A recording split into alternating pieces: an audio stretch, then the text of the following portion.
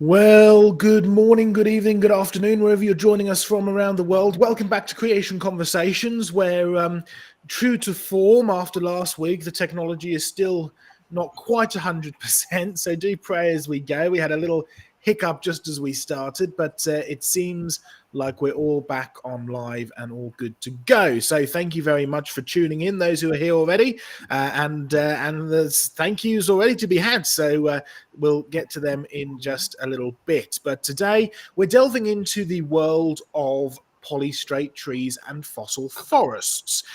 You often find these fossil trees that are sort of standing upright in the many layers, and the claim is that these are some kind of a forest that has been buried and fossilized. So we're going to have a look at what the definition of a forest is, because just in chatting around with us, it turns out that there are multiple definitions of a forest, from a geological, historical, and well, I suppose you could say sort of scientific in terms of environmental standpoint. So Craig's going to talk about some of that. We're going to look at some examples of these fossil trees, and we're going to ask the question, did these trees live there, die there, get buried there, or are we talking about a bigger picture of burial in Noah's flood? So it should be a fascinating delve into the world of fossil trees and fossil forests, and we're looking forward to it. So to kick things off, we're going to go over to Craig, and Craig, your background is forestry. Yes, it is. Yes. So you should know what a forest is out of any of us. So over to you and kick things off for us. No worries. So one of the things that comes to mind first up with forests is that it being involved in forestry, which is involved in at least managing them for timber, so you're chopping trees down, is that everyone's got an opinion on them. Everyone seems to love a forest. Everyone wants to use them for a particular purpose, whether it's bushwalking, recreation, honey collecting, timber getting, whatever it might be. Everyone loves a forest. So what is a forest? It really comes down to a definition. So if you want to just put my slides up, I've only just got a handful of slides here, but I thought I'd just read out of the Australian. Each year they do a State of the Forest report in Australia, and they define what a forest is. And this is really very similar to the United Nations definition of a forest. So I'll just read this a brief bit. It's an area incorporating all living and non-living components that is dominated by trees, having usually a single stem. And I'll just get some of these up on the slide. Do I have to click on that? Do I? There we go. So this is summarising what I'm reading. It's dominated by trees having usually a single stem and a mature or potentially mature stand height exceeding 2 metres, and with existing or potential crown cover of overstory strata, so that's the tree or the upper level, about equal to or greater than 20%. And this includes Australia's diverse native forests and plantations, regardless of age. It is also sufficiently broad to encompass areas of trees that are sometimes described as woodlands. So there's a little bit of a summary there. The United Nations definition is a potential height of greater than 5 metres and a canopy cover of greater than 30%. So I'll just go to my next slide. It normally requires trees to be a single stem, but Australia's got these, and perhaps there's other parts of Africa and other parts of the world that have got mallees as well, where there's multiple stems come out of the ground. But the canopy cover's important. So once you get too sparse, a canopy cover, you don't call it a forest. It's just scattered trees, I suppose. I don't know. It's a woodland is sort of in the lower 30 to 50% canopy cover. Then you have open forests, closed forests. A jungle would perhaps be an example of a closed forest. So when it comes down to the definition of a forest, and you're looking at rocks, I'm sorry to tell these geologists here that they're not forests. There's no canopy cover and there's no living woody stem. So they're not forests. And that's really all I wanted to say. Come back to us. All right, so thanks for that, Craig. And of course, if you go back into your history books, the forest originated as a term meaning a hunting ground, usually a royal hunting ground. And so you have these strange places in the UK where you can go to the New Forest and you can find an area which is full of paddocks and ponies, and there's not a tree in sight, and yet it's still regarded as a forest because it's the area which was for the king's hunting ground.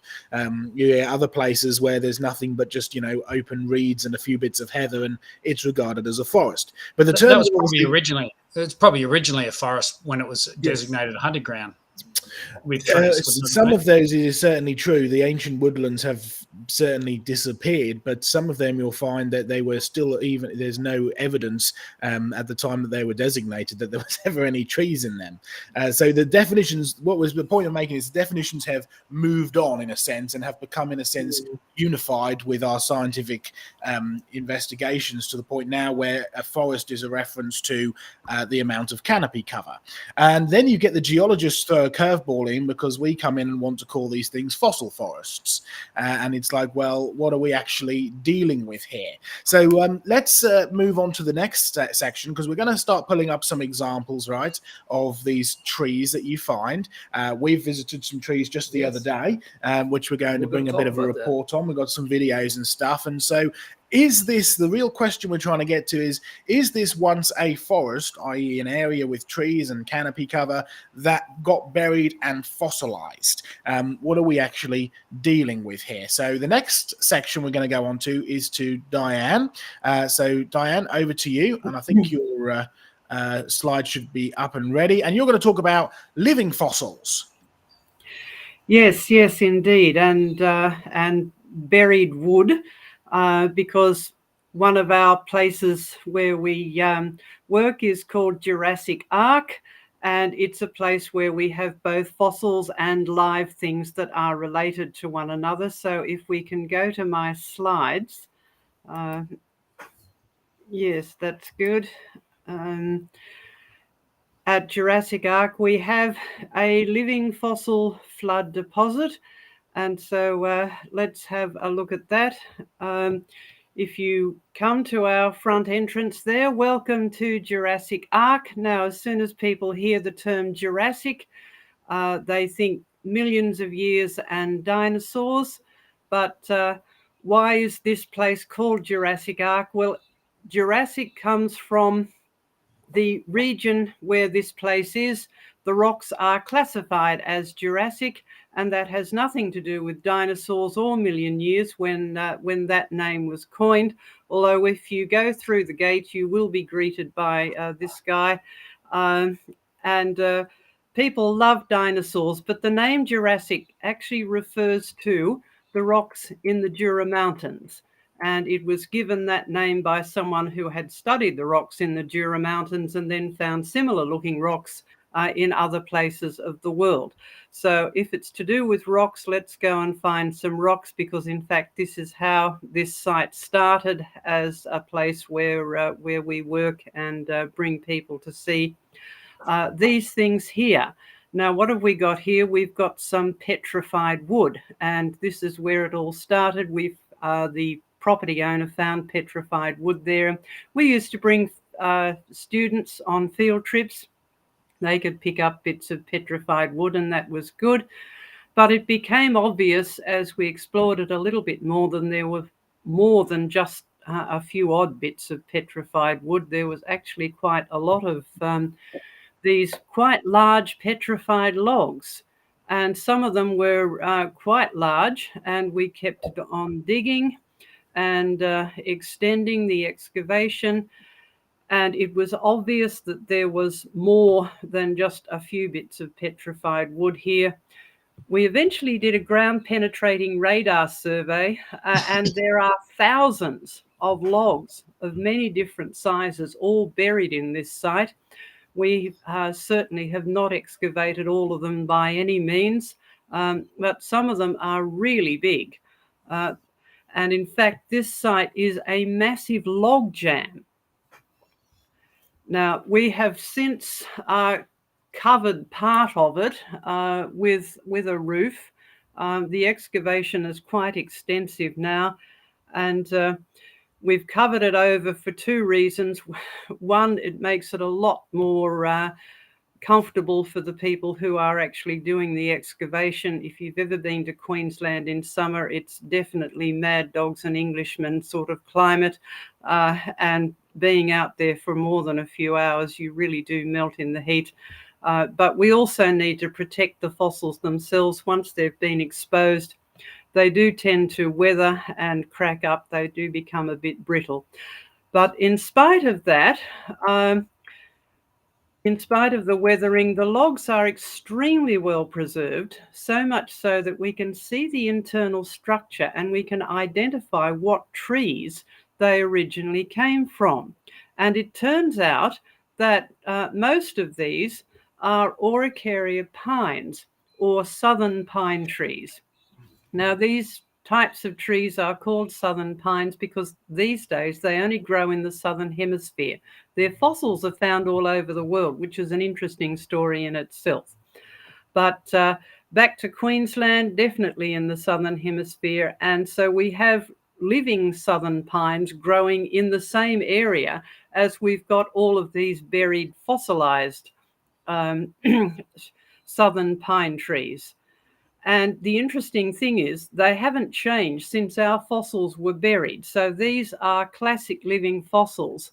Now, just as an aside, the most famous of these Araucaria pines is this one here, the Wallamai pine. Now, if there are any English viewers watching here, you might think, well, that's not in Australia. They might recognise this site. It's in Kew Gardens. Since these were originally discovered as being still alive, Wallamai pines, they have been propagated and exported all over the world. So there are a couple of them growing in Kew Gardens.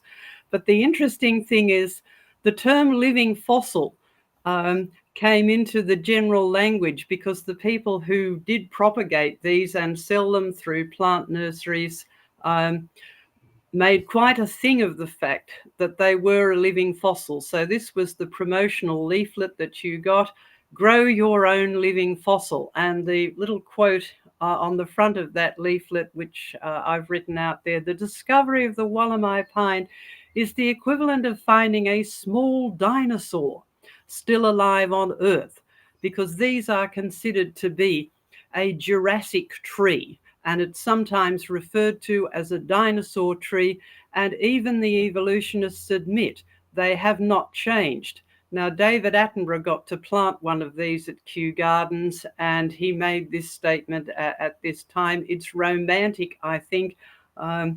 Not quite sure of his definition of romance there, but anyway, he thinks it's romantic that something has survived 200 million years unchanged. Now, if it's unchanged, that is no help to the theory of evolution, but it does confirm Genesis. So we decided, well, we'll build on this and make the most of it, because the whole point of our Jurassic Ark site is to show people the works of the Lord and the truth of God's word.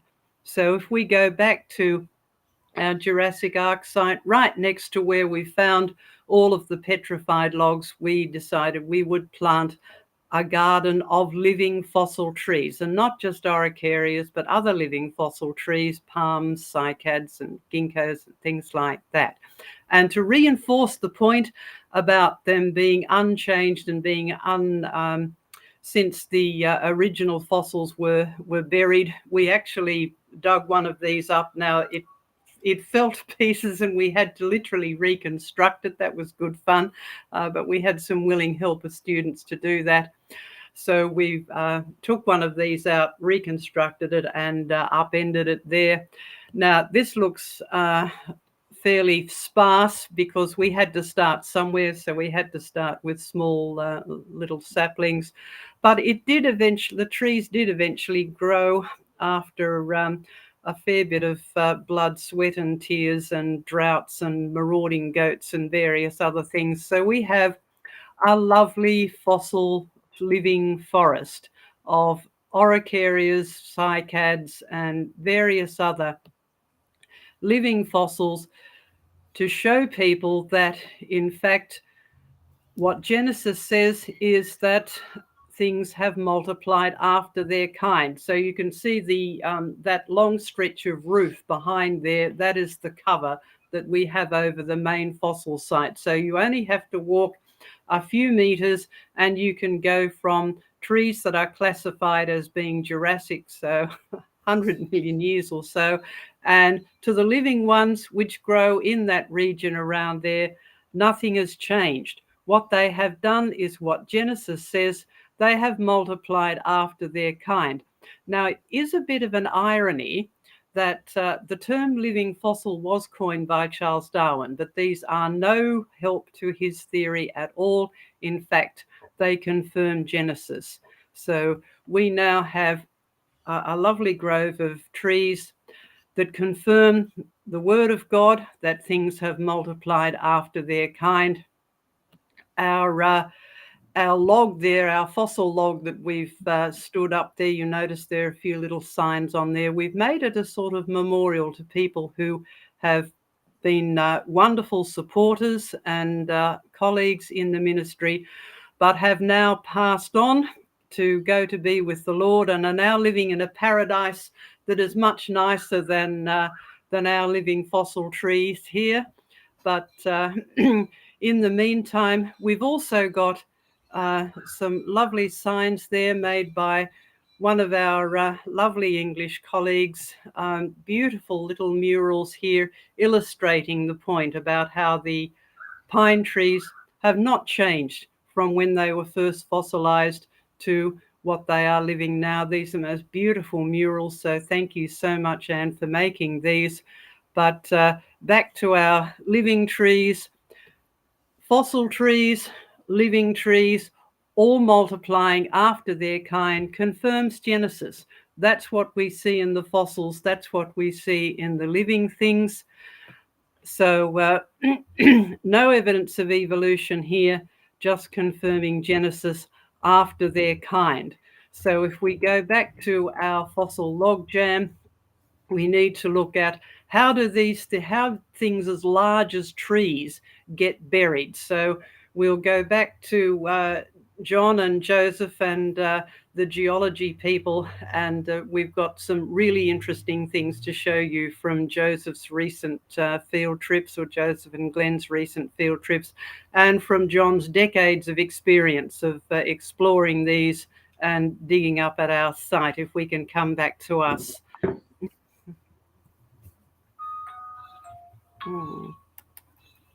Let's try that. There we go. Thank you very much for that, Diane. And yes, so the next section we're going to do is to delve down into some examples of these trees. So, Glenn, you're going to start with running down our recent trip to these trees, and you've got some examples to show. And then it'll come over to me where I'm going to sort of take you down through a few more details as a nice video to watch, but then also have a look at some of the wider picture of this before we'll have a break for questions, and then we'll finish up with John going into some more detail about how you often find these so-called fossil forests, which are not actually upright trees at all, but smashed logs in a great big flood mass. So Glenn, over to you. We'll bring the slides up, and over to you. All right, so I talked last week about the trip that we made and how difficult it was to find these trees. Well, as I mentioned, I think last week, we found a much easier way out. So this time we went back, but we went back with a couple of younger guys than I myself. wasn't one of those younger guys. Oh, yes, you were. But we got a little smarter, and we got a couple of buddies, my son-in-law on the far right, Jeremy Locke, and then a good friend who's very interested in creation research, Wade Delk. And Wade brought his side-by-side, which could handle 6 people. Of course, I followed on my open four-wheel drive, and it was snowing on us. So it was a little bit of a cold drive. But we brought along a lot of equipment. You'll see in the back end of his side-by-side, we have an old wagon for being able to take all of our gear in, because we brought all sorts of gear with us. Because our hope was to be able to maybe find some nice pieces that were out on the ground that we could take back. And it was a long trip, even after the 12 miles down a road and 4 miles down a gravel road, and then get into the side by side, and it's a 3 or 4 mile ride up the hill. We still had a long hike, about 1.5 miles, 2 miles, pulling this wagon. So it was nice having a couple of young guys, and they worked hard to free us up to where we wouldn't wear ourselves out. But we got there, and we were still fresh, so we got to work making measurements. And Joe's going to talk about some of this, but we measured the height of these, the diameters, the orientation. And Joe may talk a little bit about, just the density of these, because you find these, there are 4 of these over, I don't know, maybe 6 to 8 meter length of bank face. There's 4 of these, but you can walk these banks for a long while and there'll be none. On down from this location, we went down, I don't know, good little ways without anything. And then all of a sudden there's another cluster of them.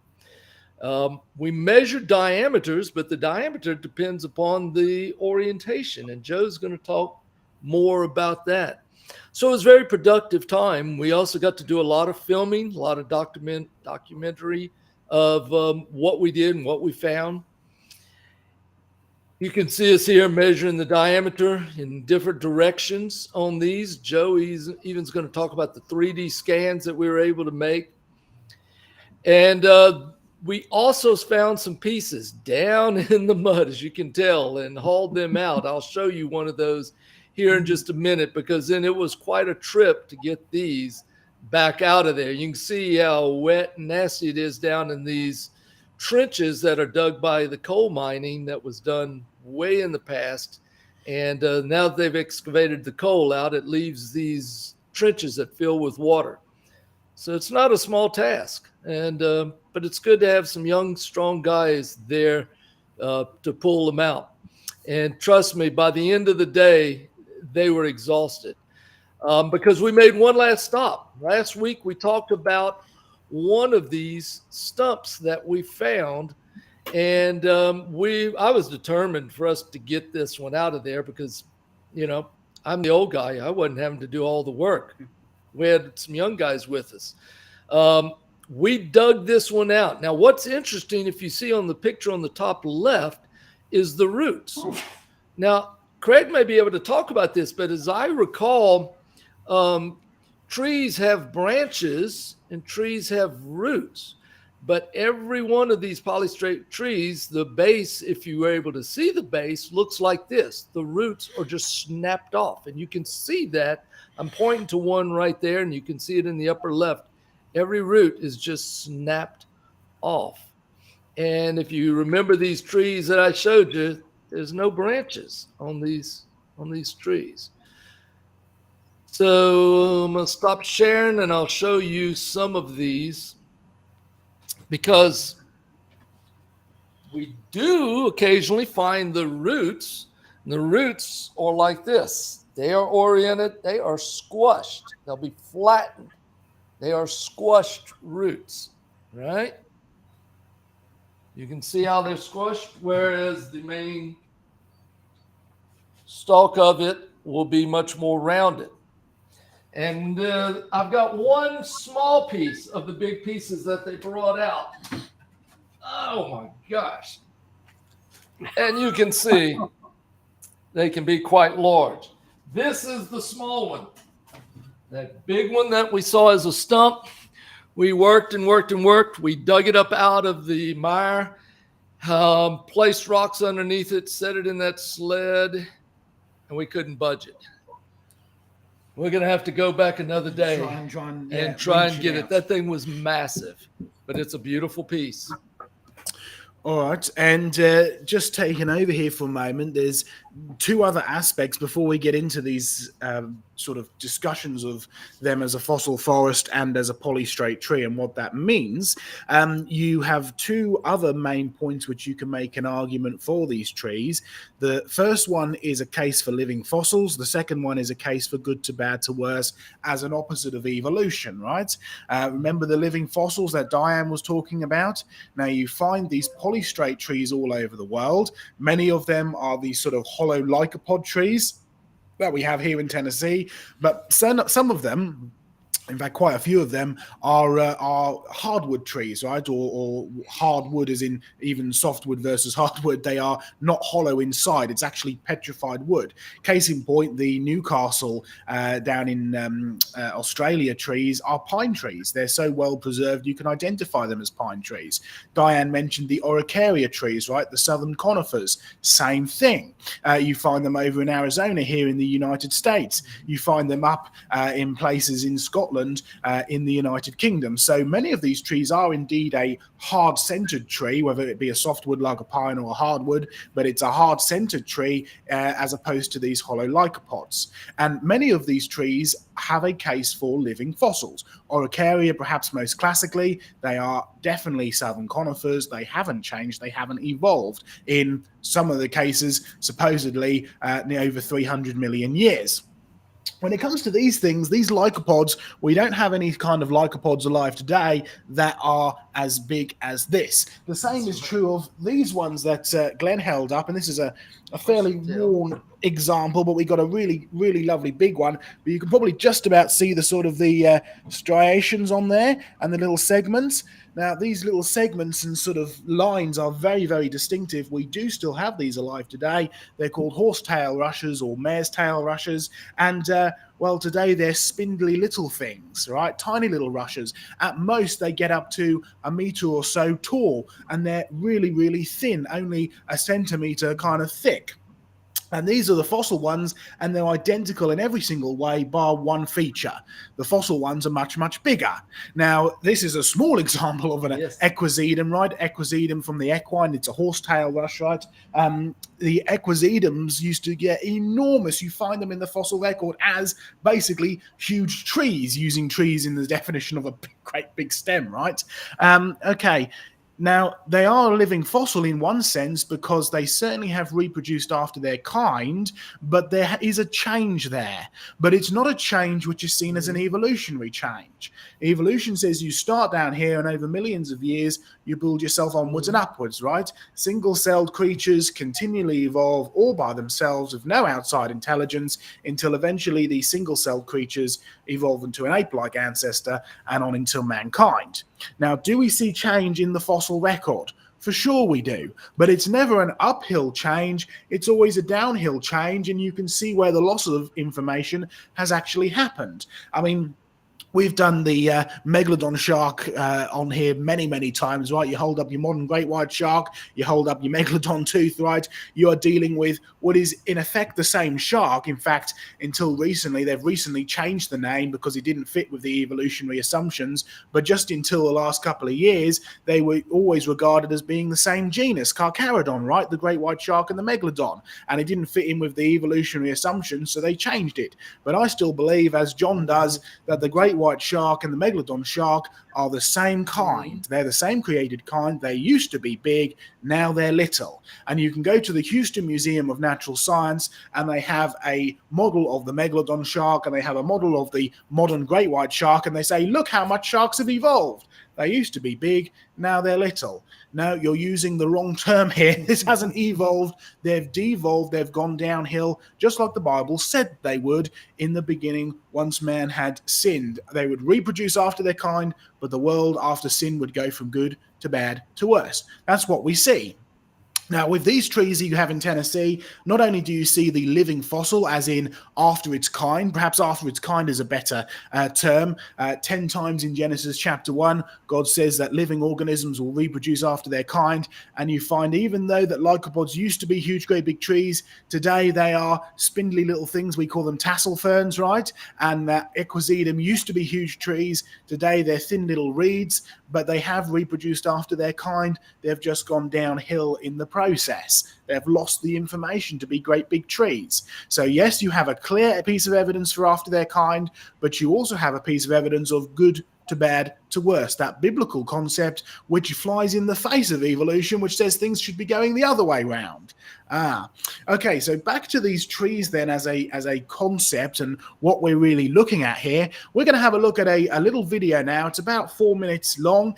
We filmed it. It's sort of going to be, Lord willing, part of a slightly larger documentary that we're pulling together, but just have a look at this little 4 minute long clip because we filmed it out there on this excursion, and it will feature me and the trees, and you'll get sort of up close and personal to them and see some of the details better than you can do just with photos. So I'm going to set that going now and sit back and enjoy. So we're in the middle of Tennessee, about 12 miles off-roading and a couple of miles hike in the middle of Morgan County, and we've got these beautiful fossil trees. And this is one of the best examples in the world of what a polystrate tree is. You see the tree, it starts way down here, it goes all the way up until it disappears into the rock face, and you can clearly see all the layers. Polystrate. Poly meaning many, like polytheistic, many gods, right? Poly meaning many, straight referring to strata or layers. This is a tree which cuts up through many, many layers, and the layers are pushed in around it. You see, this is a tree that has been buried in an upright position. But how did it get there? How did it get buried? How many years was it sitting here waiting for the layers to build up around it? Did it live and die and grow in the swamp? These are all really important questions that polystrate trees present. Now we're back at the Morgan County polystrate trees, and where you find one tree, you're bound to find many. We've got 1, 2, number 3, little one, and then that big one that we looked at earlier just beyond. So they're all in one kind of an area. And then just a little bit further down they disappear, and then more turn up further down. So we've clearly got trees that are in groups. But did they grow in groups and then die and get buried in groups, or were they swept into position? Well, that's a really good question, and there are certain aspects of this tree and these groups of trees that can give you a good indication as to what's going on here. For starters, you can dig down as deep as you want, you'll find no roots. In fact, you'll often find entire stumps just lying here, right? And their roots have been ripped off. These trees didn't live and die and get buried here. These trees have been ripped up from somewhere else. You can also know this because dig down as deep as you want to, you find no soil. Lots of coal, and coal's supposed to form in a swamp, but you can go to swamps today and the material is just breaking down and turning into soil. It's not even turning into peat. So something doesn't line up there either. So there's no soil down below, there's no roots down below. In fact, notice one thing about these trees, there's no branches either. You see, you often find these trees with their branches stripped, with their roots torn up, and they're buried in position like this. And there's one final piece to this puzzle. If you stand back and notice, all these trees are leaning in the same direction. They're all leaning in a north to south type direction. You see, these trees have been swept into position. And you can look at the bases, and these trees have been squashed. They've been squashed in the direction that the water is flowing, and the sediment is pushing up against them. Lived here, died here, buried here? No, these trees have been swept into position. But then you shouldn't be surprised, this is the Pennsylvanian deposits, those carboniferous deposits as we call them in England, and you can find them around the world, and they all have the same fossils in it, they all have the same flood-buried polystrate trees. So we're just clearing out down here at the base of this tree, trying to give it some more exposure. And what actually are these trees? Because you get lots of different types of polystrate trees, from pine trees to all sorts. Well, these are known as lycopods. Some of them are the lepidodendrons, the big scaly branch trees. Some of these are more sort of simpler lycopods, but they're one great big hollow plant. We still have them today. They are considered in the same family as club mosses. So it's a hollow plant that's been infilled with sediment, and you can still see some of the bark pattern on the outside. So even though these are an infill, this is a tree that has been buried. This is a tree that has been buried in an upright position and it's been preserved beautifully. This is not a tree that sit around for millions of years waiting to be slowly buried. If you want to get a tree buried like this, you need to bury it and fossilize it before it has time to rot away. And it's not even hard and woody inside, so you've got even less time than a normal tree. It's all about getting the right process, and this process was a big process because this is a huge deposit that goes around the world and is filled with these polystrate trees. That's good. Okay, so you have these trees that are there that you can go and see, and you remember we mentioned orientation. They all tend to be leaning in one particular direction, and we took the compass out and measured it all the way up, going from a sort of a northeast southwesterly kind of orientation.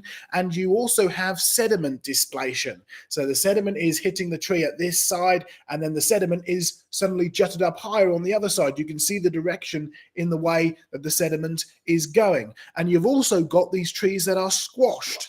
You take the diameter, and on that big tree, just to give you a perspective, right, if you follow the way that the strata is clearly flowing, that the water is clearly flowing, maybe I've given something away there, but you can actually follow the way that the direction of the strata is going. You can measure it at the bottom. It's about 35 centimeters. You measure it from front to back, right, and you see that it's squashed because front to back it's over 50 centimeters. So the round tree has become squashed as the sediment has pushed up on it. And this is not a completely unique phenomenon, by the way. Most of these trees, particularly the hollow lycopod types, you can see evidence of both strata displacement as well as this squashing. And in fact, sometimes it's not even the hollow lycopods. You can find examples of fossil wood, as in completely hard woody wood, right, that has also been squashed. And you can run experiments. I know that Vance Nelson has done this, and maybe John can comment afterwards, but you can run experiments at just how much pressure is needed to squash trees. It is enormous amounts of pressure. Now, kind of marry this up with the fact that these trees are supposed to have grown there, they're supposed to have died there, they're supposed to have slowly been buried over millions of years. In fact, Craig, we were just talking before we came live, Craig found an article from, I think it was the 1950s, where not only did it say there are only 3 examples of fossil forests around the world, well, now we know there are hundreds of the things, right? But they also said that this is something that's supposed to have slowly and gradually, in, I think the phrase was countless eons of time or countless millennia, have turned into a fossil. Okay, think about it for a second. You've got these trees that have clearly been ripped up. They've been stripped. They've been transported along because you can see the direction that the strata is flowing. The strata is displaced. They've been squashed very quickly, and they've been buried. Not one of these pieces of observable evidence marries up at all with the idea that these got slowly buried over vast periods of time. I mean, countless millennia. Well, just take 1 millennia, 1,000 years. What are the chances a tree is going to be left after that? The answer is none. We do find some occasional bog, we call them bog, I suppose you'd call it more like swamp over here, but you can find the bogwood, right, in places where you have the peat beds, and occasionally wood can last for over 1,000 years, but it needs to be trapped in an oxygenous environment. You have no evidence that there was peat beds or bog beds or anything like this. You have the coal, which is pure at the bottom. You have the trees setting up, and they're completely surrounded with the strata pushed right up to the tree, covered in this shale. So you have no evidence that it slowly lived there, died there, and slowly got buried over vast periods of time, but lots of evidence that these trees were ripped up, transported into position, and buried very quickly indeed. I also find it interesting that they were filled with sediment. So if they hadn't been filled with sediment, you would expect it would have been completely much more squashed. But also that sediment color indicates that it wasn't a reduced environment. Yeah. Now, we're just going to deal with one final aspect of this before we throw it open to questions and then come back to John. I'm going to talk about the size of these beds, because John's going to talk a bit about Jurassic fossils, but these trees that you find here in Tennessee are part of the Pennsylvanian coal beds. Now, Pennsylvanian Carboniferous, yes, I'm sure you've heard us talk about it before. We named the beds first. We called them Carboniferous because they're full of carbon. By we, I mean the English, right? You find that in fact, you go and back enough into history, you find that the word geology was invented by the Bishop of Durham, and the area around Durham is full of these carboniferous beds. It's where the coal seams are, right? Carboniferous, full of carbon, full of coal. Now, the Americans, being the rebels that they are, wouldn't possibly go with the English terms, so they took the carboniferous. We had upper and lower carboniferous. They took upper carboniferous and lower carboniferous and named it Pennsylvanian and Mississippian. And we like to remind people it's got nothing to do with millions of years, nothing to do with evolution. In fact, none of these rock names do. Even things like Jurassic, as Diane mentioned earlier, they're named after what their rock is made up of or where they were first studied, right? Carboniferous, named because it was full of coal. Pennsylvania, named because that's where you find the Carboniferous, right? That's where you find the coal rocks. And here in Tennessee, we are dealing with these Pennsylvanian coal beds with these trees that go vertically upright through strata. Not unique, though, because here we are in Northumberland in the United Kingdom, and you can actually see we have another polystrate tree here. It's one of these hollow lycopods again. There's the tree that I'm looking at. There it is in the geological context. It's full of the coal seams, just like you get in Tennessee. It's full of the shale, just like you get in Tennessee. In fact, in many of these locations, you wouldn't be able to tell the difference between the fossils, bar one sort of fact: it was a lot colder on this windy day in Northumberland, and we're on the beach, right? But these rocks, the same ones that are supposed to be in Tennessee, are supposed to be around 300 million years old. 300 in this case here in Northumberland, 318 million years old. Well, how could we actually test that? Before we even get onto the size of these beds, you have to realize that there's one very important biblical point here. Look at what we find inside these beds.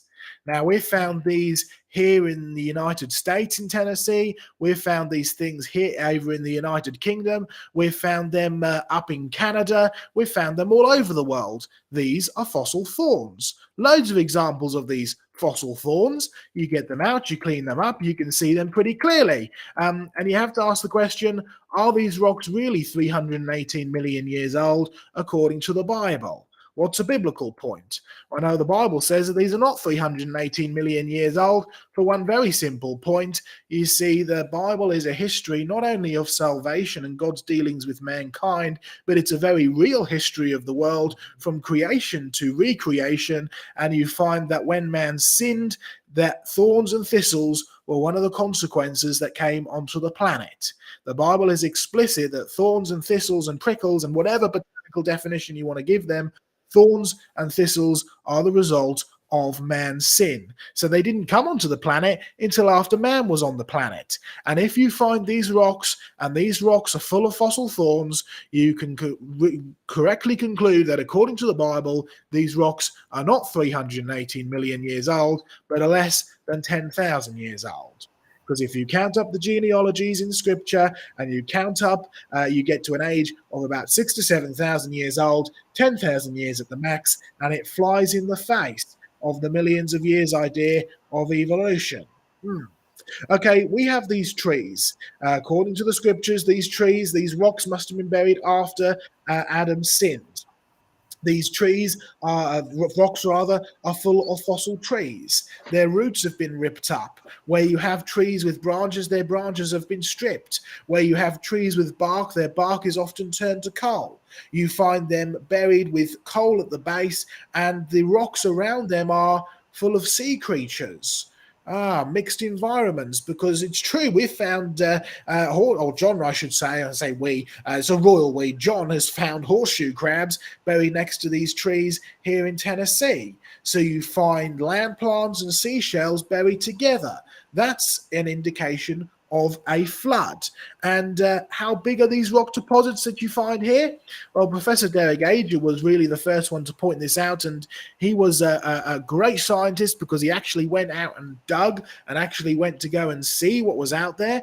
And he made this point about the idea that these rocks slowly formed over millions of years. The Carboniferous, he said, extends in essentially the same form from Texas to the Dantes Gulf Basin north of the Caspian Sea in the USSR. Well, you probably, if you're not familiar with the USSR, this book was written a few years back, but you probably know where the Dantes is because of all of the Ukraine war that was going on in the Dantes region. Well, there is the picture for you. There's Texas, there's the Caspian Sea.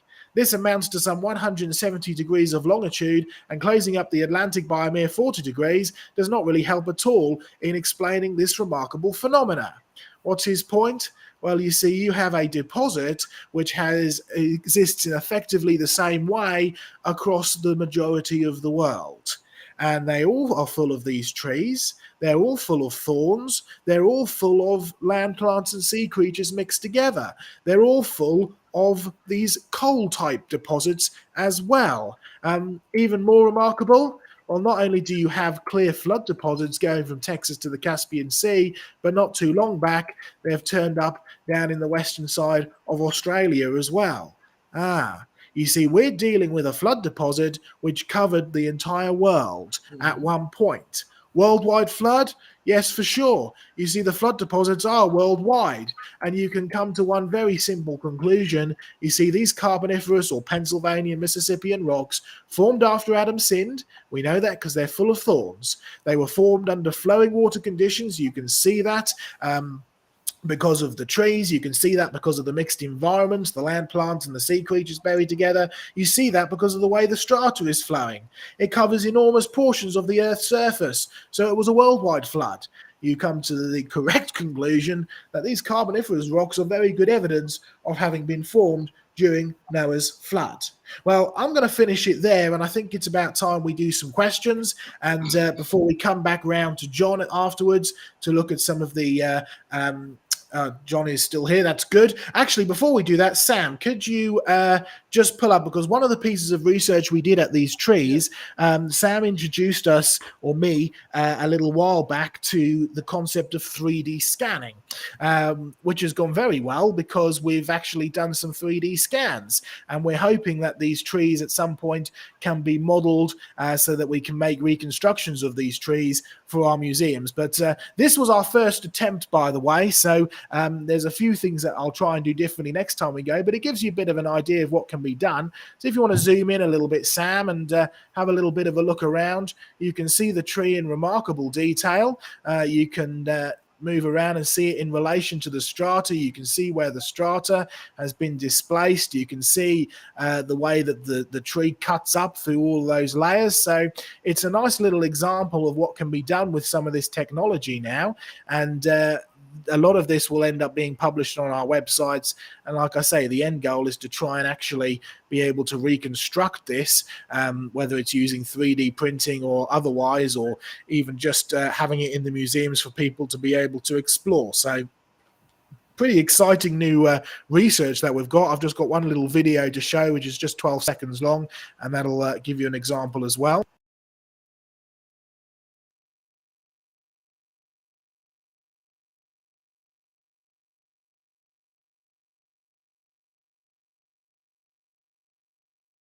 So some really nice detail in some of these, and Lord willing, we'll be able to get them to good use. All right, John, is there any final comments you want to make before we go over to questions? Oh, John's on mute. We're not hearing anything John, from you. John, you're on mute. We're not hearing anything from you, I'm afraid. No, there's no sound from you at all.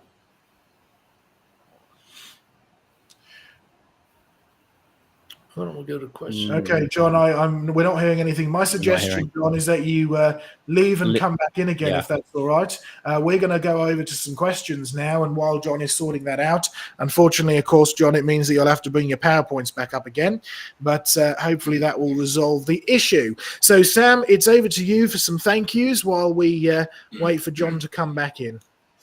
All righty. So we've got some thank yous to give out first. So first up, we've got Doki Doki Bubble Club coming in with 149 US buckaroos, 3 evergreen trees. Oh, Which how is, appropriate. very, very appropriate indeed.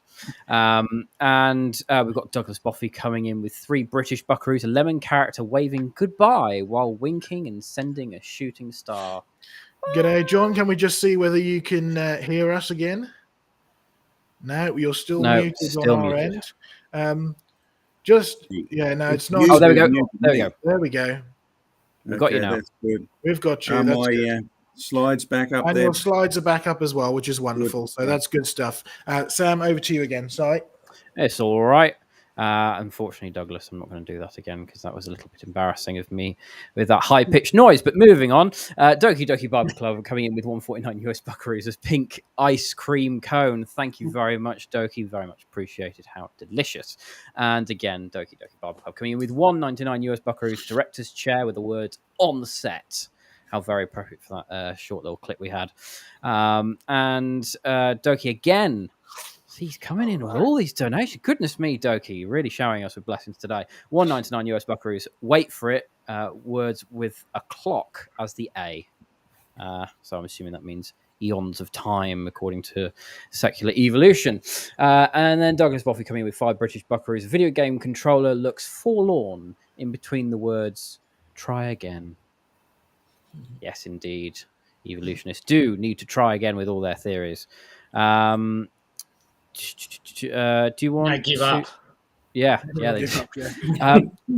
John, do you want to make a comment? Yes, or... I will, because there's 3 or 4 comments that have come in on the chat box that sort of need an easy statement from someone who's been to each of the places and dug it up and bought half of it home and got it stored or on display somewhere. And by the way, Craig, you'd better tell us all about your polystrate tree, which is already done. So have that in line if you don't mind. There's a question there. Have you been to the big brown coal deposits? The answer is yes. I got a permit to be in there and do some research as well as excavations. And you will find that they are really just alcoholic wood. Very dangerous. You've got to make sure you have special suppressors on your vehicles. Otherwise, you end up with a mega interesting explosion with you at the center of it. So dangerous places, but they're not coal. And they're not coal for the simple reason they don't have clay in them. So they are mega wood deposits. They have been dumped. They have been washed in.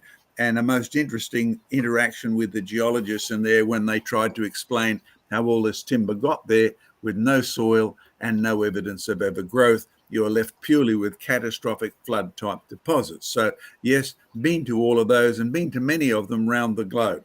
There are other mega brown deposits in Germany and Eastern Germany that used to be. So you'll find that these are not only known in Australia. They are in many, many places. They are expensive to dig, low in energy compared to high-grade black coal, but they are still viable for burning, provided you can deal with the quantity you need to excavate to get the same energy out. So there's number 1. Number 2, people asked about the petrified trees down in Portland. Yes, I've been there. They're all along the coast there in various places. And the disappointing thing is, having been there, they're not trees. They're vertical hollows. Some of them are related to plants, so that there's been long roots coming down through the limey sand, and the root's gone, but around the root has built up layer upon layer. The pH has changed. Whenever limestone precipitates out, it alters the acidity of the whole area, and the layers will keep on growing, and they look like the rings of trees, but they really aren't. They are lime deposits, sometimes caused by water running down through the sand, which always runs vertically through sand. It's easy to access. And so you end up with new deposits of lime, chemically lime, and looking for all the world like trees. But if you keep excavating, there's no root structure and there's no soil structure. There's just what looks like remains of trunks, but they aren't trunks. Mount St. Helens, are you getting trees petrifying on the bottom? There are millions of trees floating on the top still. Many of them have sunk. There are vast numbers on the bottom, and you will actually not find them petrifying sitting on the bottom for one simple reason. When you have a look I've been going to Mount St. Helens basically ever since it blew up, right? And until the last few years when I haven't been able to travel due to COVID or my wife's illness, etc. And they used to have a sign there that said, it is expected that this will take thousands of years to be cleaned up, get rid of all the acidity from the eruption, etc. And surprise, surprise, within a decade, the water was pristine. And what had happened was, you can say God forethought the whole of creation, including the bad bits, because there are bacteria and microscopic life which invade those acid-rich waters and clean up the whole lot. Now, while those bacteria are active, you will find that the normal processes you need for petrification, the anaerobic areas, the silica coming in, simply won't function. So any tree that's standing up in the bottom is not being petrified. To be petrified, you can go and see the previous eruptions, because I've scoured all through those hills, and you will find silicified wood up in those layers of ash, but they got buried. So any tree on the bottom of the Spirit Lake which got buried by the ash, even if it's just sort of washed in afterwards, that they are the only ones in a suitable position for actually being petrified, and they would end up as mini polystrates. They didn't live there. We know where they lived before the eruption. Then they're dumped. Then if they're rapidly buried by ash, you'll end up with layered strata, and you'll end up with mini polystrates. And that's what you find all around the eruption sites of Mount St. Helens. And you may know Mount St. Helens has erupted quite a few times through history, and a couple of times before Europeans or Native American Indians were even in the area. So you do find polystrates all the way through there. And if you follow the falls as far as you want, by the time you get to the northern part of Washington state, there are fossil leaves from the earlier eruption, blown up in the air, landed, cooled off, buried with volcanic ash, and beautifully preserved, even with insect marks in them.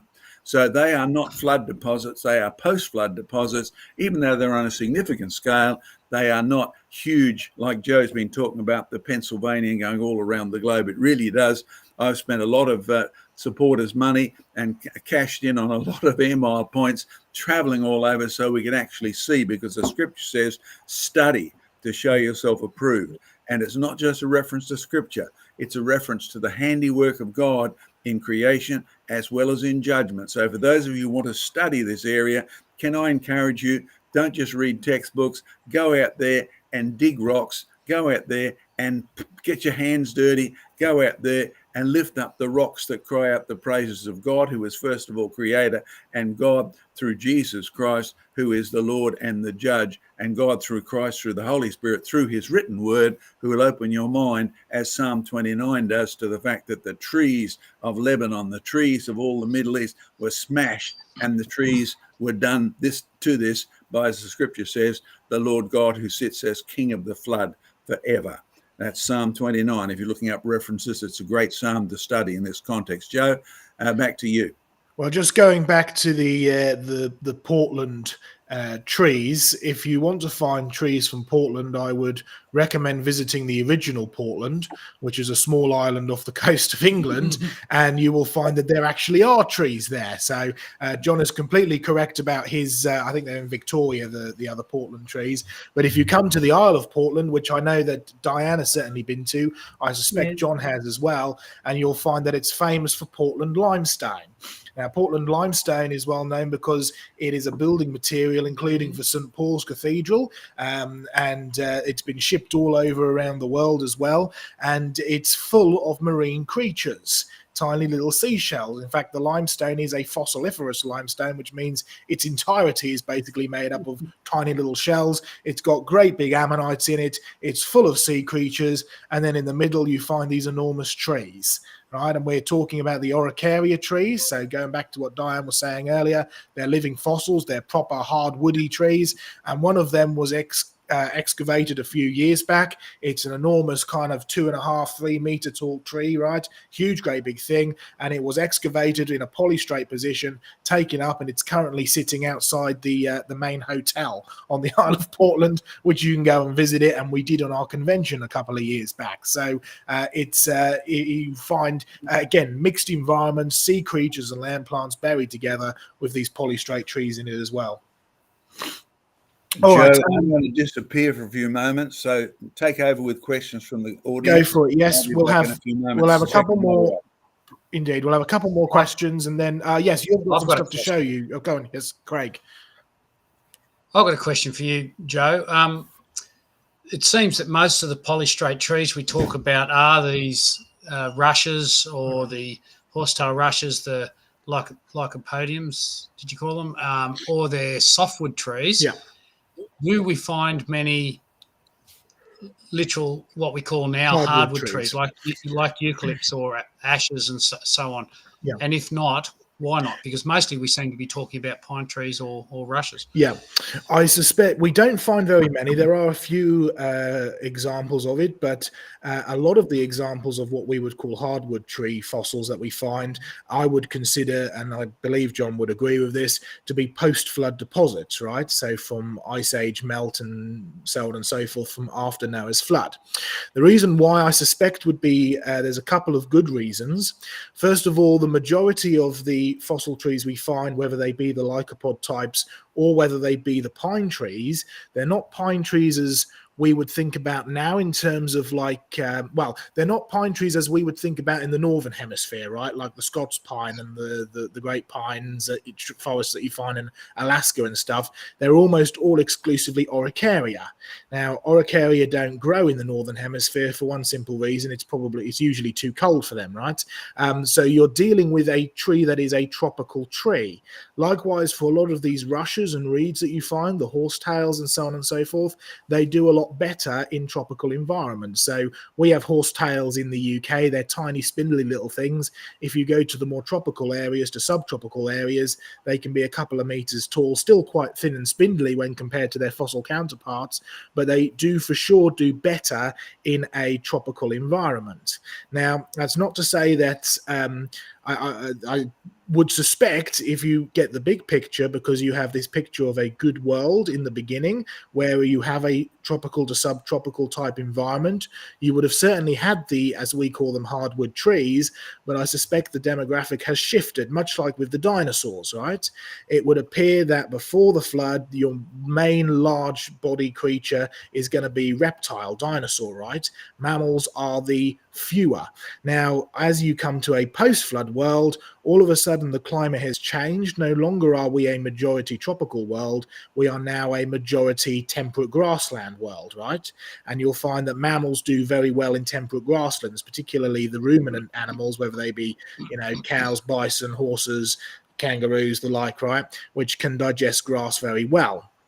So I suspect there's been a demographic shift, not only in the animals, but also in the plant life, where you've gone from a majority majority tropical to subtropical plant, be them the lycopods, be them the Araucaria. And as that was the majority, that's the majority that we find, particularly the enormous beds that you find, like the northern Queensland beds that John's going to talk about next.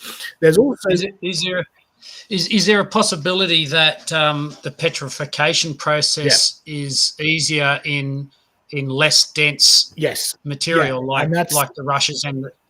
Exactly. That was that was my next point, which is if you look at some of the experiments that creation research has done with clay and carbonization, what you'll find is that the fossils that carbonize the easiest when given the presence of clay seems to be the key component here to carbonization.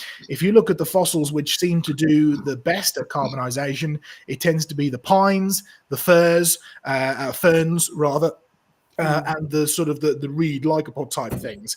You can try it with other leaves, hardwood leaves, but they don't seem to carbonize quite as well. Now, you'll find that most of these trees have been petrified. Their bark has turned into coal or carbon. Even on the lycopods, you find often the bark of the lycopod, the hollow lycopod trees, has actually turned to coal as well. So I suspect, A, you have a demographic shift from majority tropical type softwoods and Araucaria and lycopods to now that's now in the minority after the flood. But there is something to do with the petrification process, it does seem easier under the right conditions to petrify a softwood tree or a lycopod tree. And you find this, or there's something in the, like when you try the carbonization experiments with the ferns carbonize the easiest. That's why I suspect the Carboniferous is full of fern fossils rather than other fossils, because they didn't fossilize or preserve as easy. All right. So yeah, there we go. Craig, do you want to show I saw you share your screen. Do you want to show your model before we move on? Well, John, I think was mentioning that. I'm not sure exactly why, but well, this is you want to. I think I mentioned real good. Yeah, I mentioned earlier about using the 3D to kind of reconstruct, but of course you've reconstructed your own one for the museums. Yeah. Well, it's there, so if you wanted to put it up, that's fine. I actually used a real pine tree there, so that's been fiberglassed over, but it's a real pine tree, and made the layers out of foam and put a few shells in there just to show that it mixes with the sort of marine environment. So the black is meant to represent coal, and at the base of it, we went to a coal mine and got real coal. So, so we tried to make it somewhat realistic, but that's our polystrate tree with the photos above it. And I will just mention that the other day we had a paleogeologist come in, and he certainly was not a believer, and we had a bit of a discussion in the front of the museum about the age of fossils and so on. And I didn't know at this time he was a paleogeologist with more than 70 papers in the scientific literature. And anyway, I discovered that as we were going through the museum, but I stuck with my guns, not being a geologist myself, but with the evidence we were presenting. And he was really interested in the polystrate tree, and hadn't heard of them, even though he'd been involved in paleogeology for more than 40 years. Very interested in it. And by the time he left the museum, he said his mind had been blown, and he was very happy to take some Christian literature, and we can pray for him, Dr. Mark. So that was powerful evidence for him that the layers weren't laid down over millions of years. Great stuff. Thank you for that, Craig. All right, John, over to you. If you want to bring your slides up in front of you, and then we'll put them live at the back. Because okay, in a couple of moments. I think my slides are already up for you, aren't they? Yes, yeah, they're up they for are. us. That's good. All right, now there's our normal sort of creation research with our website there. Can I encourage you? In fact, why aren't I moving, Sam? You need to bring your own slides up, John. You need to go down to PowerPoint and bring your own slides up. All right, there we are. There we go. Diane already took you to Australia, and Craig is in Australia. There's our creationresearch.net logo at over the Jurassic Ark site. I was here yesterday, really thrilled because a group of people had caught a plane from Sydney, Australia at 3 a.m. in the morning to get there on time for our Jurassic Ark Day. And we had lots of families, but this has been the most enthusiastic one I've seen for a while. And we've dug up fossil trees. You'll notice no roots, no branches. And we make a big thing of maps. I've already mentioned a Bible verse out of 2 Timothy where Paul wrote to young Timothy and said, study to show yourself approved. Study. Just the word of God, study the works of God as well. Study all those things that give him the glory. And can I encourage you, just like we've got here, a map of Jurassic Ark, record what you do. Your memory might fail. I tell you what, 2005, we started digging. 2006, 2007, we dug more. We excavated. Yes, the log deposit, well, no, not the deposit, but bits of petrified wood were found when they put that big dam into the side there. And we finally figured out they must be coming from somewhere. So as we excavated, and we got volunteers in to do it. Thank you, volunteers. You are wonderful blessings to us.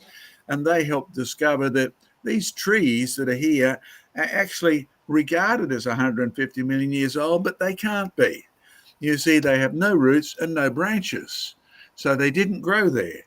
And you'll see at the top right-hand side, there's not only one of our volunteers, there's a rock. So broken roots? No roots at all on that one.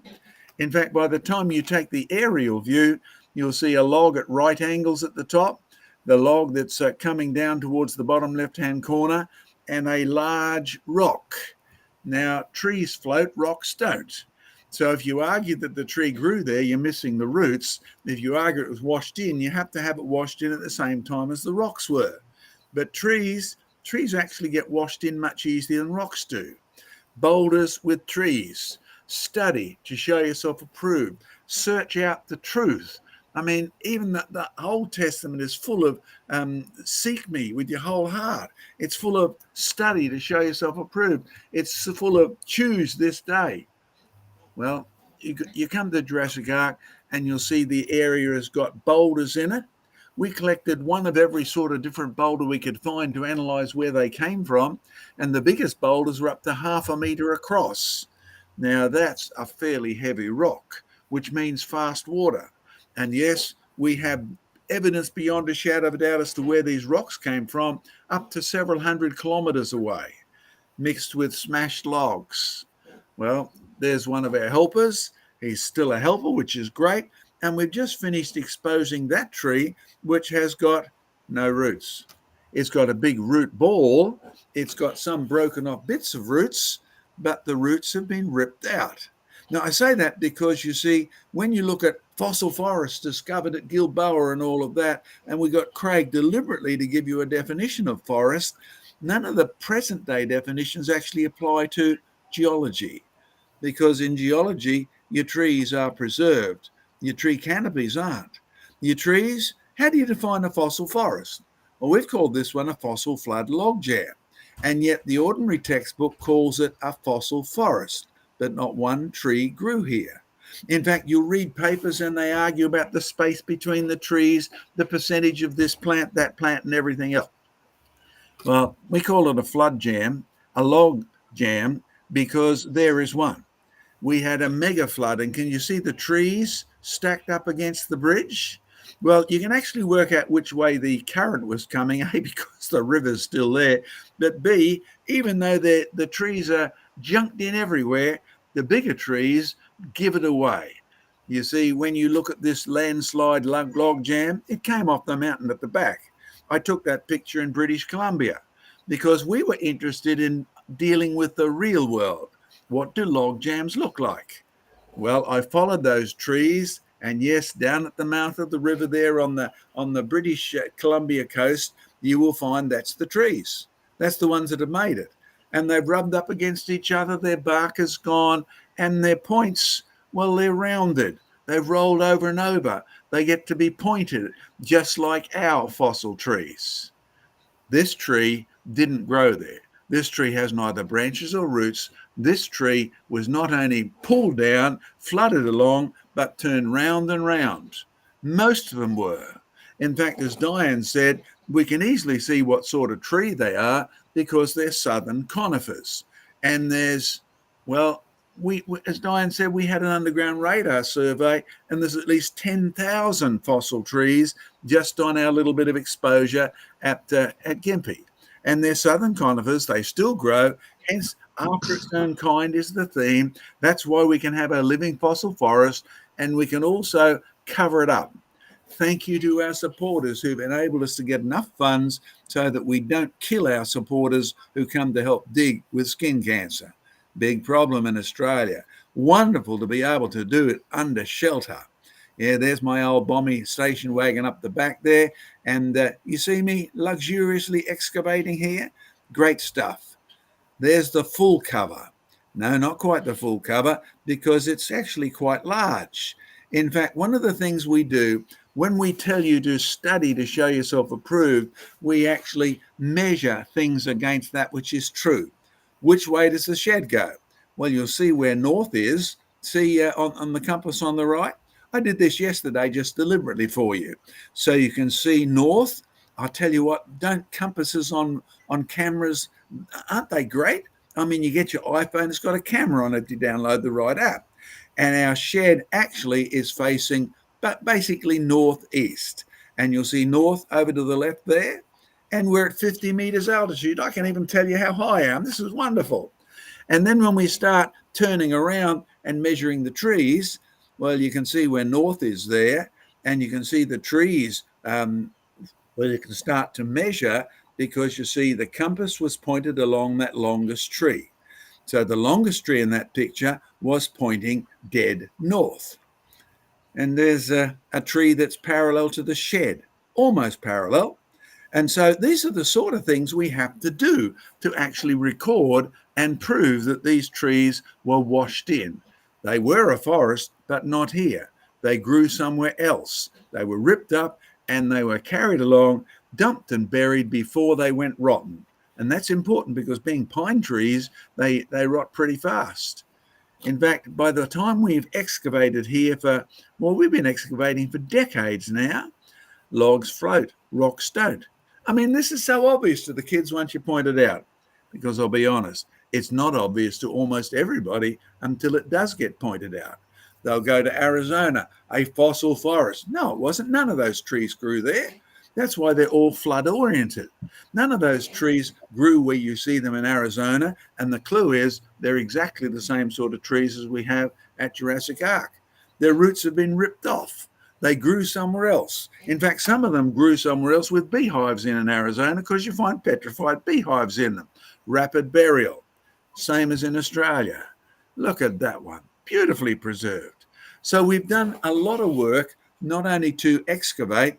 Yes, it does my muscles a whole world of good and a heaven of good to my heart to see that we can prove these trees were not just growing somewhere else, but some of them have been pushed in and pushed up against something. So the log has bent and snapped. Now, have you ever tried to do that to a tree? Just push it over till it snaps. You'll find that when the tree is waterlogged, it bends much quicker. Oh, it will still snap if you put enough pressure on it. See, there's the snap. We know that tree snapped off. There was no tree further down the bottom right-hand side. That tree has bent and finally caved in. Well, when you have a look at these trees, there's a whole mixture of trees and rocks, and it's interesting. Mostly Oricaria. We found some Oricaria pine nuts here. We've got all sorts of interesting bits and pieces of, well, do you see my fingers there? Do you see what we like to call them as our dinosaur fingers? It's actually a couple of branches side by side, but can you see them mixed in with the rocks? The rocks and the trees were all coming in here at once. Logs float, rocks don't. Now, the size of the rocks gives you a good clue as to what the velocity was. And the biggest rock we've found here is at least 1/2 meter across, and we still haven't been able to dig it out of the ground. It's not part of the underground, the underlying strata, because they're not made of the same rock. This was a place of violence. Logs float, rocks don't, current velocity indicators. Do you see there's another log which has come up against the rock which has stopped and snapped. So these logs were, well, pushed in. Violence, water, chaos. But there is an orientation. Remember the bridge I showed you at the start? You can take the biggest logs and get an idea of which way currents were going. Now, can I encourage you to support what we do? Thank you. The other week, somebody took up my challenge I made in jest and was the first person to donate $100 or £100. So if you want to do that again, maybe even 200, that'd be wonderful. We'll have a competition, hey? But our research does need your support. And I'd encourage you to watch. It's not just at Jurassic Ark. There's on the map of Queensland, Jurassic Ark. There's Brisbane, where the people from Sydney, 600 kilometres, or 600 miles rather, 1,000 kilometres further south, flew into. There's a geological map showing our log jam site. When you have a look at it, we call it the Myrtle Creek Sandstone, because guess which creek runs through the middle of it? You're right, Myrtle Creek. That's how we name these things. Why is it called Jurassic? Because the same trees are found in the Jura Mountain deposits. We have Oricaria, southern pines, that still grow in Australia. They have southern pines over there, but they no longer grow in Germany, not naturally anyway. Then you go from Jurassic Ark down to Caloundra, which is about 70 miles or 110 kilometres. There's one of our field trips there. You can only do this one at low tide. And look, there's an exposed tree. But have you noticed something? It's not just the rocks that get eroded, the trees do too. You see, the roots are gone, the tree has been rounded, that tree has travelled a fair distance because the water and the grains that it's with have actually polished the tree and rubbed it off. So it's not just talking about trees that fell down on the side of a creek and fell in and got buried. No, these have travelled quite a significant distance. The roots have been ripped off. There's one of my favourite ones because it's got coal on one end, it's got bare silica at the other, and it's surrounded by pulverising rocks. And we've often shared the size of our bed. And yes, I've been over much of that log bed. And there are gazillions of fossil trees, not whole trees, just portions, sometimes with root bases attached, but you find enough of the roots and they have been broken off. Same as you do at Mount St. Helens, and same as you do in all the so-called ginkgo forests or the Jurassic reed beds that they are finding in Pennsylvania, rather, the roots ultimately you'll find are broken off or they're squashed. There's one of my nice ones. That's from over near the edge of the Darling Downs. That's an Araucaria as well. Notice it's flattened. Now you can contact Vance Nelson and find out how many tons of pressure it takes to squash a tree. Sorry, it doesn't work if the tree is dry because it will just shatter. So we know these trees were waterlogged, they were in a flood, and the sediment is dumped so quickly on the top. A, that's why they're preserved. B, it's why they're squashed. Size of the beds, in case you haven't got it yet, there's the whole of the United Kingdom. I drove from Cornwall right up to John O'Groats in the top. It didn't take me 1,000,000 years. It didn't take me 100 years. It didn't take me 3 days. Oh, I drove Joseph from Brisbane out to Melbourne. It took me a few days. But in the UK, tiny place. There's the Jurassic bed on east coast of Australia. These are big log deposits. There it is when you get even bigger. Do you see the red arrow? That's where Jurassic Ark is. Do you see all the dark grey? That's where the Jurassic rock full of logs are, all over. Even in Australia, these are mega beds. Now you can see why we call it a fossil flood log jam. Now you can see why we ask for your prayer and your support. And we do want to thank all of you today who've encouraged Sam in that way. And we do want to give credit to all the people who've been involved. As I shared with Diane before, she actually gave Anne credit. Anne's done some marvellous murals for us, but the two she picked today were actually done by our local artist, Steve Cardino's wife. So thank you to all of you who've supported what we've done. And here's the end point. People look at fossil forests and think it took millions of years to bury it. It took 100 years for it to grow. And they add up all the lifespans of the dead things just to find out how long that layer took to get there. Sorry, if they're washed in, the layer didn't take time. It took a process.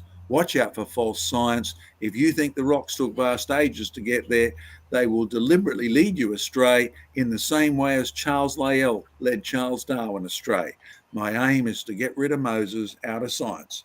You get rid of Moses, you get rid of Genesis, you get rid of God. And those of you who are Christians who want God to make the world millions of years ago, I'll leave you with one thought. The older you make the world, the smaller your God gets till you push him right out the window. You have a Jesus who can not only heal sick men, who can not only make blind men see, he can actually create the world, and he used 6 days, but he didn't even need them. Watch out for false science. It will lead you astray. Well, you've heard me say this before, just before our last question time.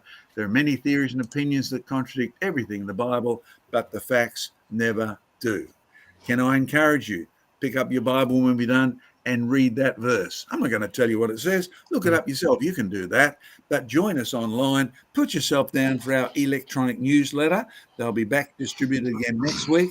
And make sure you get our mail outs. And Sam, I don't know if we're using our new YouTube channel yet, but you can talk a bit about that too as I finish off. So let me just get it out of here. Back to you guys. Good. Thank you for that, John. That's great. And yes, Sam, before we go over to questions, perhaps you'd like to remind everybody about Creation Research Live. I think I uploaded the video you did about that earlier as well, so you might want to show that.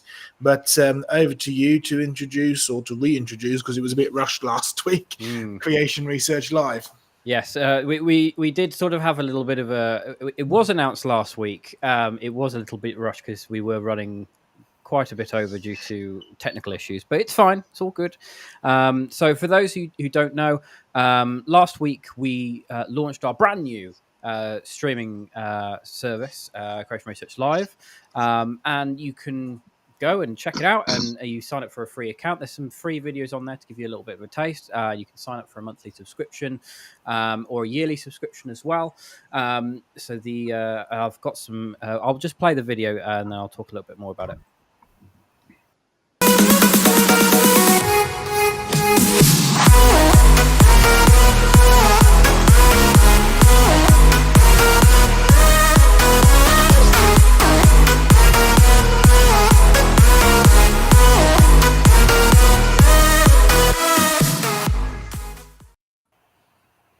There we go. Just a little short promo there.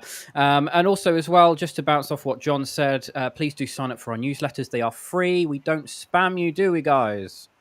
No, we don't spam you at all. No, it's very, very reasonable. So it's completely free to sign up. It's the best way to keep up to date with everything that's going on with Creation Research in case we're offline one week or what have you. It's completely free to do. So go to linkedin.bio/Creation Research, or you can scan that QR code with your fancy smartphone camera. It'll take you right to the web page. It'll take you to where you can go to donate, where you can go to sign up to all the newsletters, etc. All of our relevant links are there. And just to talk a little bit briefly about Creation Research Live. So it's our new streaming service. The aim is to solve a number of problems we had. Had 3 problems. Modern platforms now are getting a little bit more aggressive with strikes and takedowns on channels much like ourselves, such as YouTube and Facebook. Modern platforms are also filled with sinful things and dangerous teachings that contradict God's word and draw you further from Jesus. I mean, how many times have you clicked on a Christian video and it's just clickbait and it's completely heretical and things like that?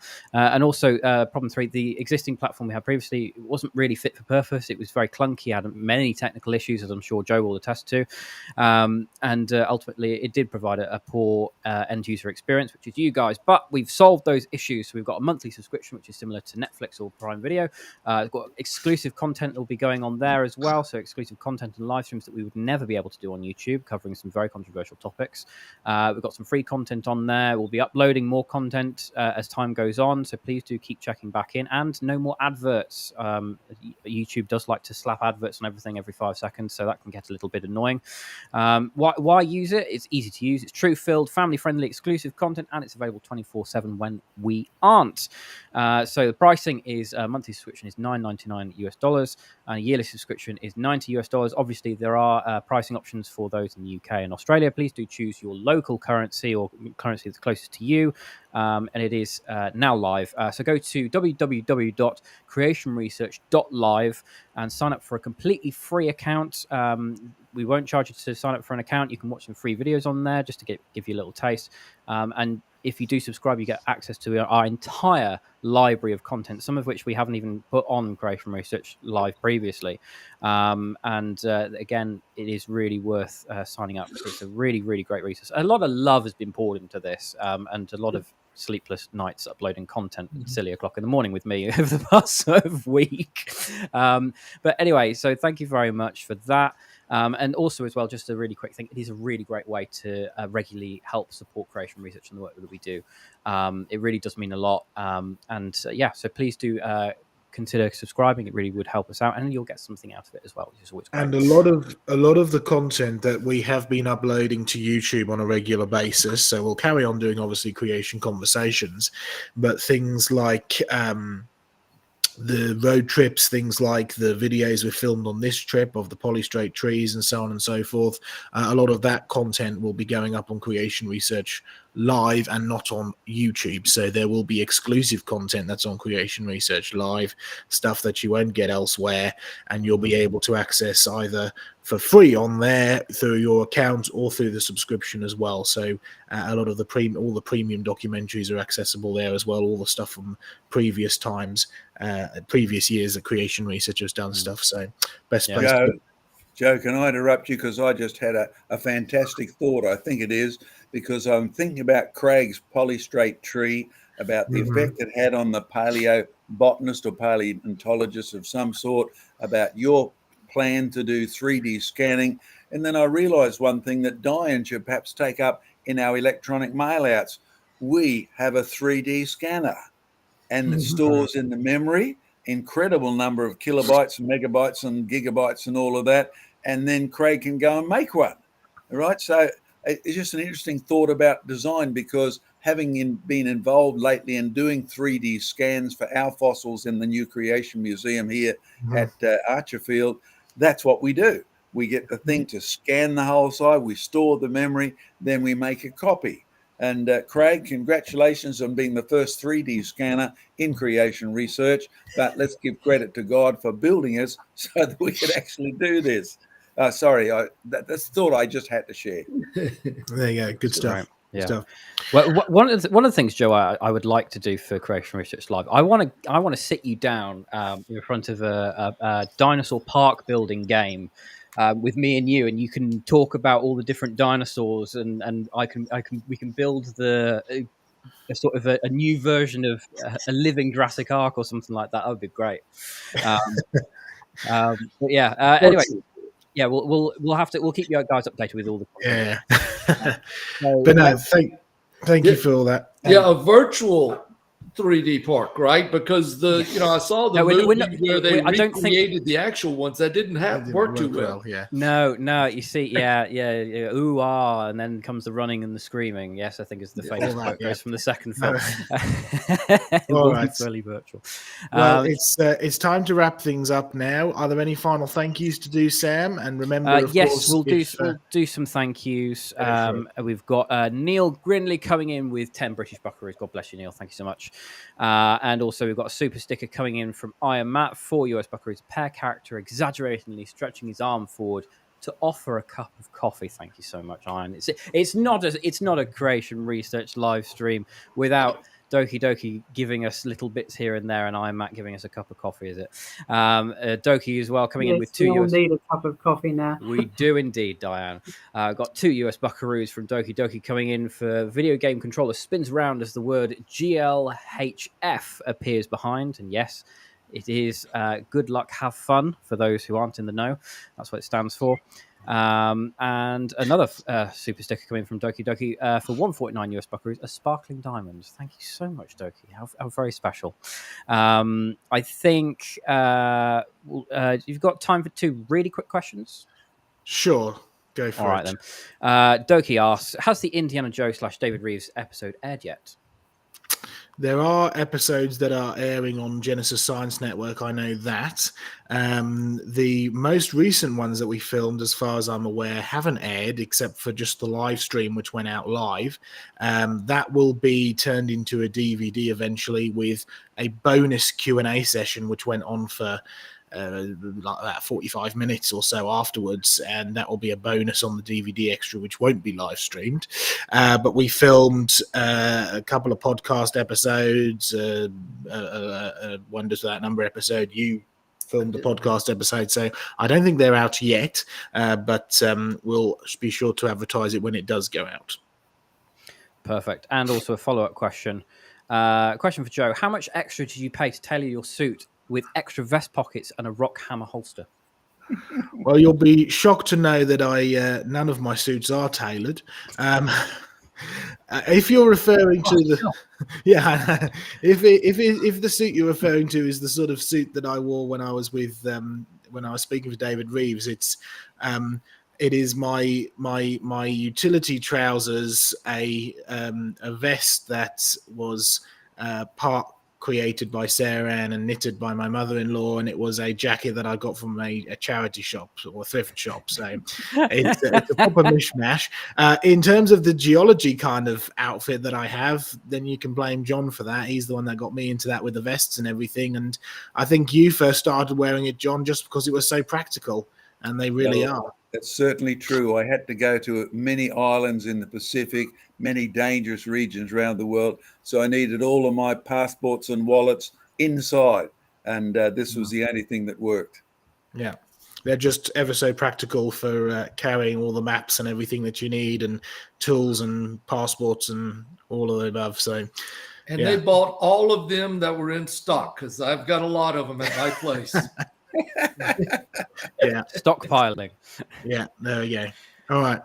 All right then. Doki, a banana peel has just slid into the chat from Doki Doki for 149 US buckaroos. Thank you, Doki. Well, if there are any other questions, you'll be pleased to know that next week we have got a Q&A special. Woohoo. So we will be bringing some reports, but it will be mostly about the question and answer special. So we will get to all of your questions from the past few streams, as well as new live questions on the go as well. So we will see you next week, folks. Thank you very much for watching. Goodbye, God bless, and we will see you then. Bye.